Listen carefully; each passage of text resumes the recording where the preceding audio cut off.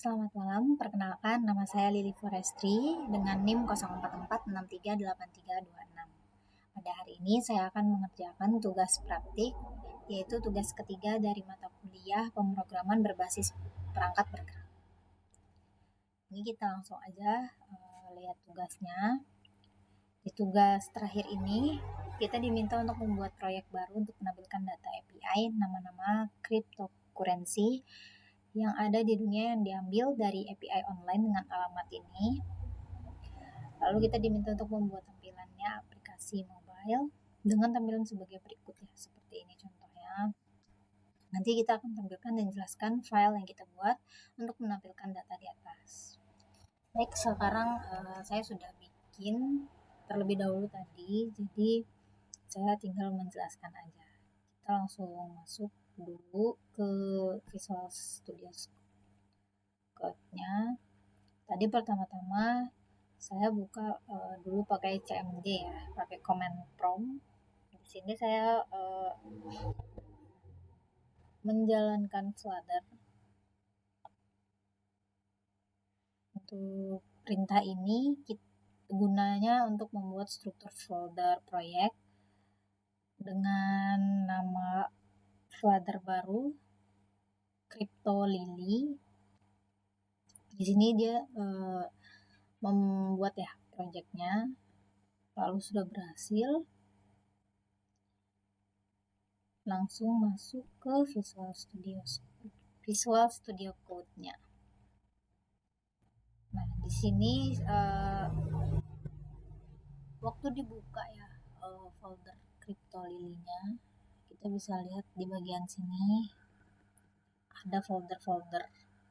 Untuk folder lib ini tempat file utama codingnya, itu ada main.dart namanya. Terus ada juga bagian pubspec yang ini yang saya buka sekarang. Ada di sini pubspec YAML. Nah, ini isinya. Nah, ini tempat mengatur package atau library-nya ya. Nah, untuk tes ini untuk testingnya. Lalu kita diminta selanjutnya untuk menambahkan package HTTP-nya, karena aplikasi ini harus mengambil data dari internet.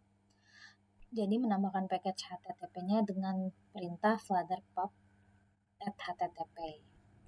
Nah, bisa dilihat dari terminalnya. Untuk di terminal tadi saya sudah coba ya untuk menjalankannya. Ini flutter pub get.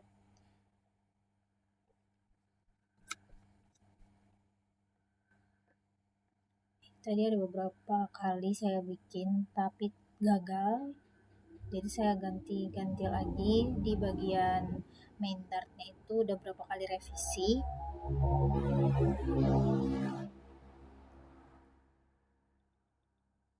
Sebelum tadi dijalankan terminalnya, di terminal ini sebelum dijalankan itu di file pubspec ini ada beberapa yang dirubah atau ditambahkan di bagian sini di dependencies Flutter SDK Flutter. Nah, ditambahkan tadi ada HTTP ini HTTP 1.2.2. Nah, yang ditambahkan itu sebelumnya waktu pertama kita buka si pubspec ini, dia di bagian sini tuh nggak ada, kosong, HTTP-nya nggak ada. Jadi ditambahkan HTTP-nya secara manual. Lalu kita jalankan perintah flutter pub get yang tadi di atas ini. Lalu muncullah ini. Semua ini ada 27 package. Lalu sebelum semuanya dijalankan ke Chrome supaya aplikasinya muncul, itu setelah edit di bagian pubspec tadi di control save, lalu kita beralih ke foldernya main Dart yang lib tadi di sini. Untuk di lib main Dart ini isi utama kode saya ada Dart convert, ada package Flutter sama package HTTP. Ini ada fungsinya untuk Dart convert ini untuk mengubah JSON jadi data yang bisa dipakai. Lalu untuk package Flutter dan material Dart, ini komponen UI Flutter, isinya ada button, list, card, dan lain-lain. Kalau untuk package HTTP tentunya untuk mengambil sumber dari ini, sumber atau data dari internet.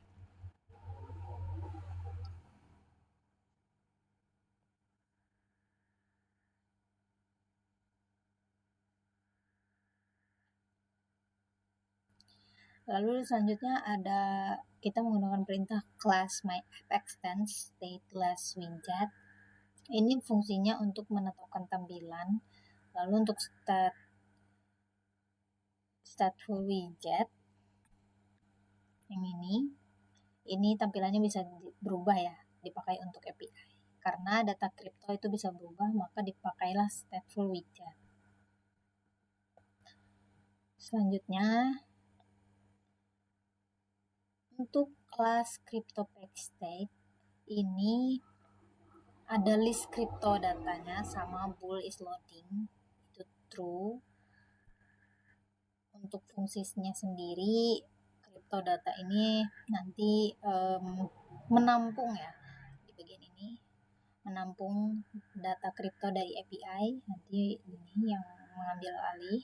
Lalu untuk bool is loading true, yang is loading ini menandakan apakah data masih di loading. Untuk mengambil data dari API-nya, ini ada di bagian future void, di bagian sini sampai ke false. Ini kita bisa lihat untuk fungsi di sini ya, URI parse, ini alamat link API kriptonya ditariknya dari fungsi yang ini. Lalu untuk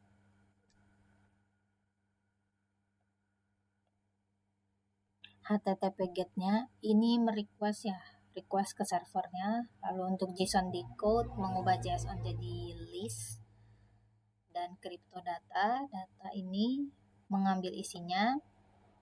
Yang set state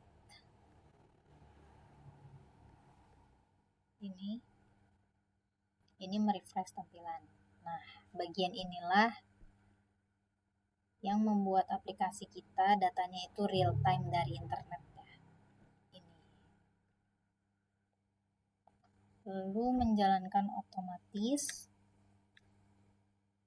saat aplikasinya dibuka. Itu bagian sini dari override sampai override void. Nah, kalau ini yang buat warna-warnanya ya, background color, terus fontnya gimana, itu di bagian sini. Ada shape juga, size boxnya berapa itu ada di bagian ini ya.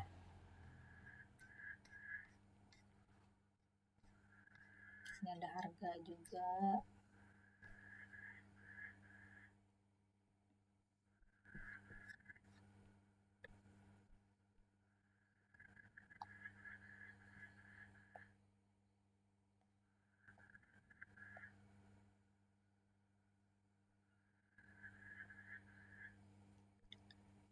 Oke, bagian sini adalah UI atau user interface. Bagian UI utamanya dari return scaffold sampai ke nilai. Ini ada banyak ya, seperti tombol refreshnya dan lain-lainnya. Ini adalah merupakan kerangka aplikasinya nanti. Yang muncul itu nanti ada tombol refresh yang ada di atas, seperti contoh. Terus ada body, ada isi utamanya.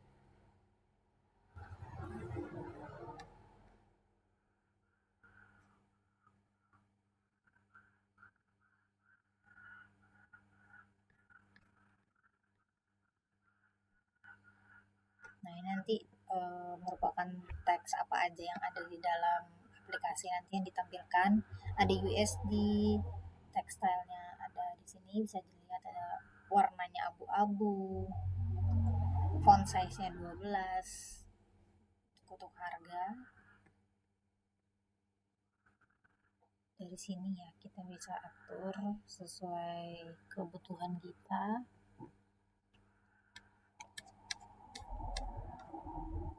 Untuk main dart mungkin segini aja. Untuk menjalankannya ke Chrome itu kita pakai perintah flutter di Chrome.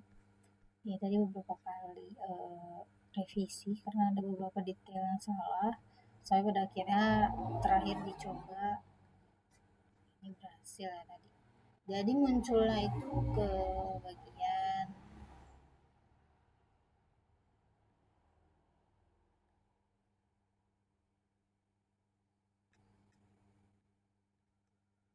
kita coba jalankan lagi.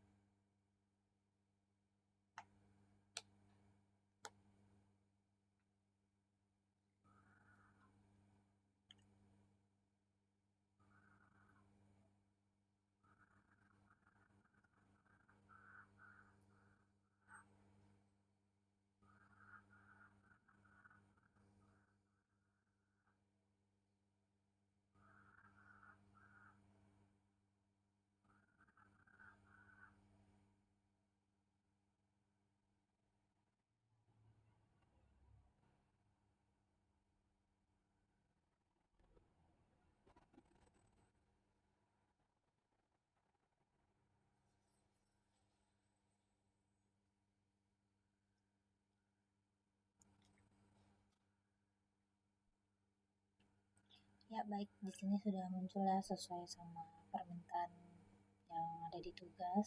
Seperti ini tampilannya, dari refresh di bagian atas, terus ada bagian-bagian ini mungkin memang agak lebih kecil aja, jadi tidak terlalu mirip, tapi setidaknya untuk desain tampilannya sudah sama. Di sini bisa di scroll juga. Nah, ada Bitcoin, ada Ethereum, ada Tether, XRP, Binance Coin, USD Coin, Solana. Bisa diklik refresh juga. Ya, jadi sesuai dengan tugas 3 sudah selesai. Nanti saya akan lampirkan codingan atau search code-nya yang saya pakai di link main dart sama di bagian